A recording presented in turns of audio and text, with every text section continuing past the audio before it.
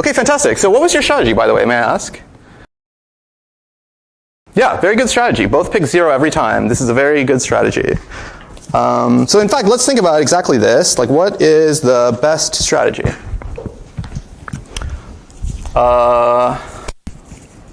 Okay, so, well, actually, and if you both pick 0, what's your chance of winning? 3/4, that's right. Because let's say their strategy, actually let's think about it like this. What was their strategy? There was like, assuming their strategy is deterministic, so like when Alice sees red, she or he just has like a fixed bit in mind. Their strategy is just like a labeling of these 4 possibilities by 0s and 1s. And evidently their strategy was like 0, 0, 0, 0. So like Bob was like, if I see green, I'm going to say 0. If I see orange, I'm going to say also 0. And you can see that the win probability is 75% here, 3/4, because another way to think about it is what happens, the random aspect of the game is the 2 coin flips, and picking 2 coins is the same as picking one of the 4 edges, right? Like if it comes up red-green, that's like picking this edge. If it comes up yellow-green, that's like picking this edge. So really, it's like the referees choose one of the 4 edges, and then you look at their labels in their strategy and see if that's satisfying or not. And this is a pretty good labeling because it gets 3 out of the 4 edges correct. It gets this one correct, it gets this one correct, it gets this one correct. It's only wrong if it's red-green. It's not the only good strategy. So for example, like maybe let's do another good strategy. They could decide this. Like Alice could have been like, if it's red, I'll say 0. If it's yellow, I'll say 1. And Bob could have been like, if it's orange, I'll say 1. If it's green, I'll say 1. And with this joint strategy, they will also win with probability 3/4. Because if it comes up red-green, they're like, oh, 0 and 1 are different, we win. If it comes up yellow-orange, these are the same, so they win. If it's yellow-green, these are the same, so they win. Only if it comes up red-orange do they give different answers and they lose. So there's a variety of ways, actually, for them to like cook up a strategy that will win with probability 3/4. And that's actually the best such strategy. Actually, it's so funny. I've taught this class, I think this is like 20, 21, 22, 20. I've taught this class 4 years in a row, played it every year. All 3 previous years, the students lost. So it's like 3 1 in 4 chances of losses, because they were playing optimally all the time in a row. So congratulations, you were the first ones to actually win. Okay, good. So what I've just convinced you, actually let me just say this. I'll call it a theorem, although it's not so lofty.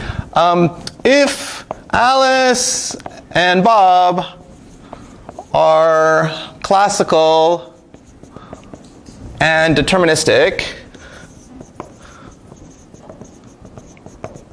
their win probability is at most 75%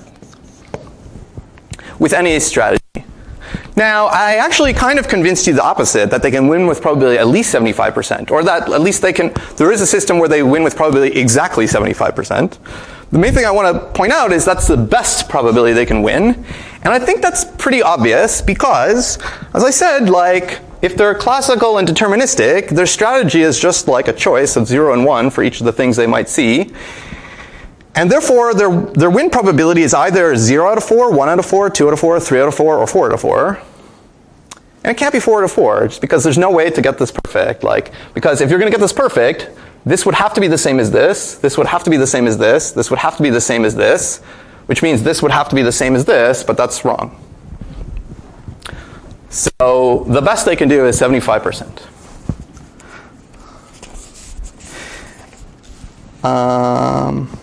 Okay. Now, it's important to make a subtle point here, which is the following. Could it help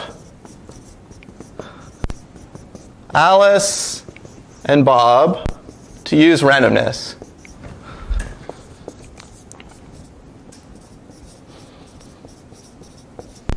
Like e.g., they like pre-share a bunch of coin flips.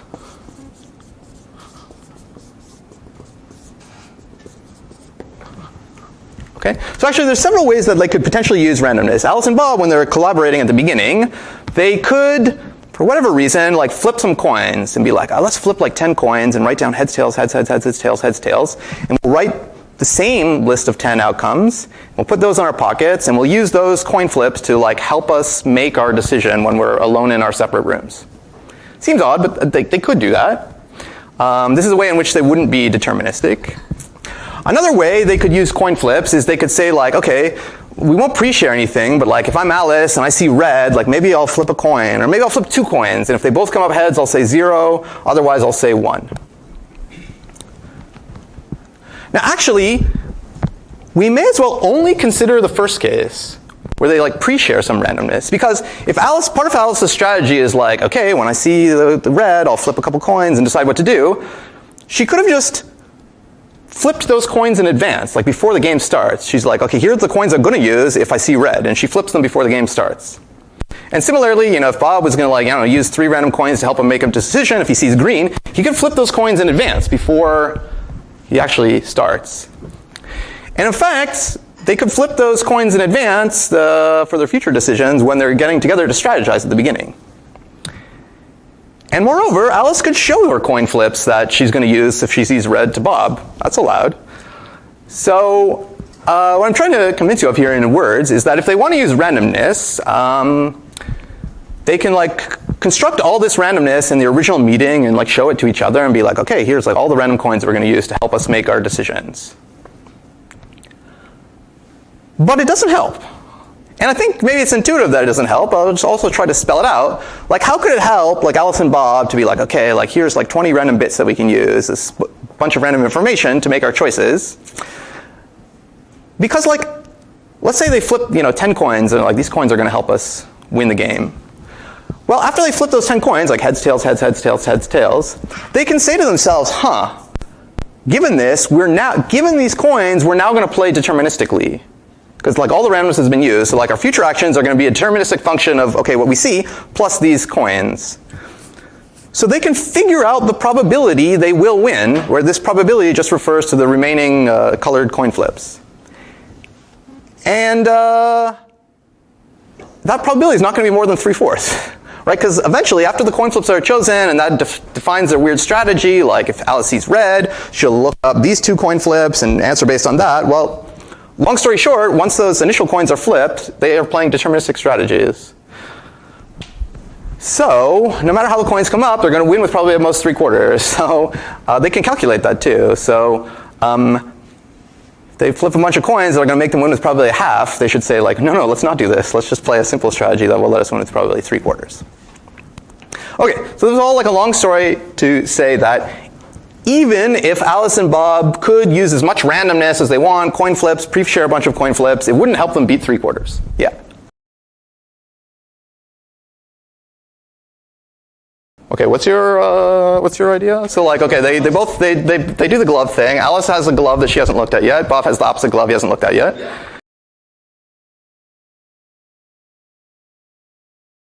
Maybe. I'm going to try to argue that like no matter what you're saying, it's not going to work. Because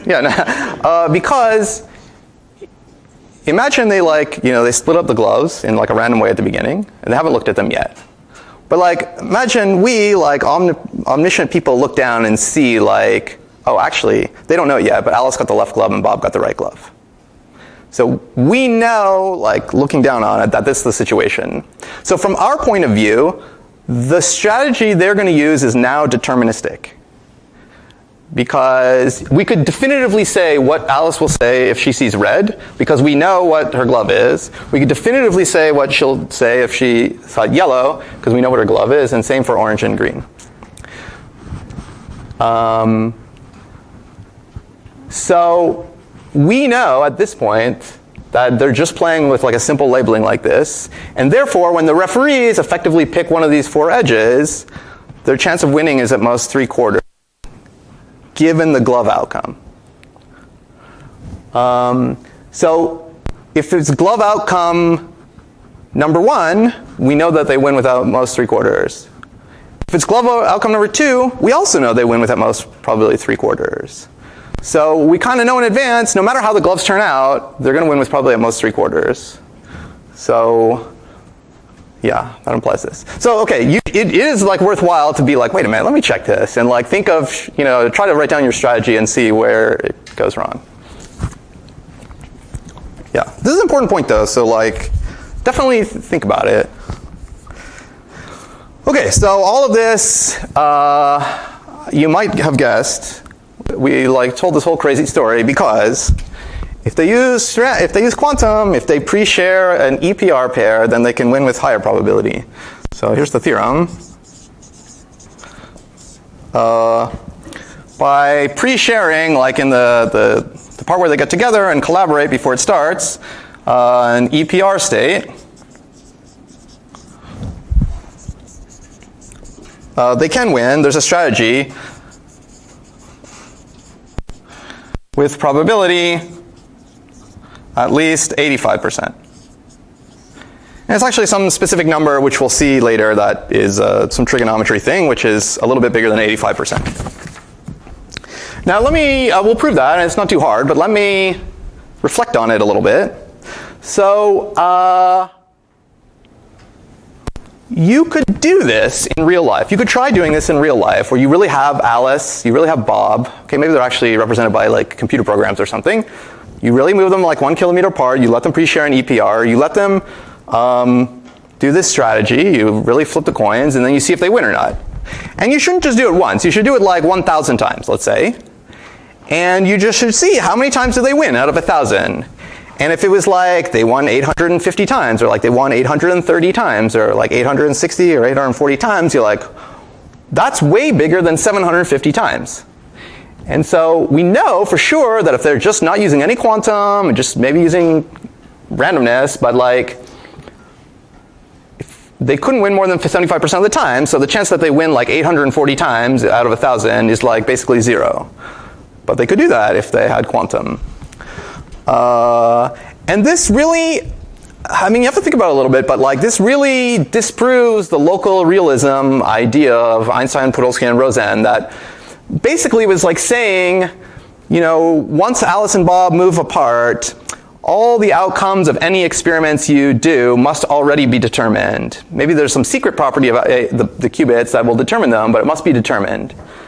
But we see in this game it's not like that, because if it were completely determined, then it would be like they had deterministic strategies and they can't win with probably more than 75%. But then you just watch them winning 85% of the time, assuming you can do this experiment, and you're like, I guess it really must be that nature has to remember that these 1 kilometer far apart photons or whatever are in a joint state.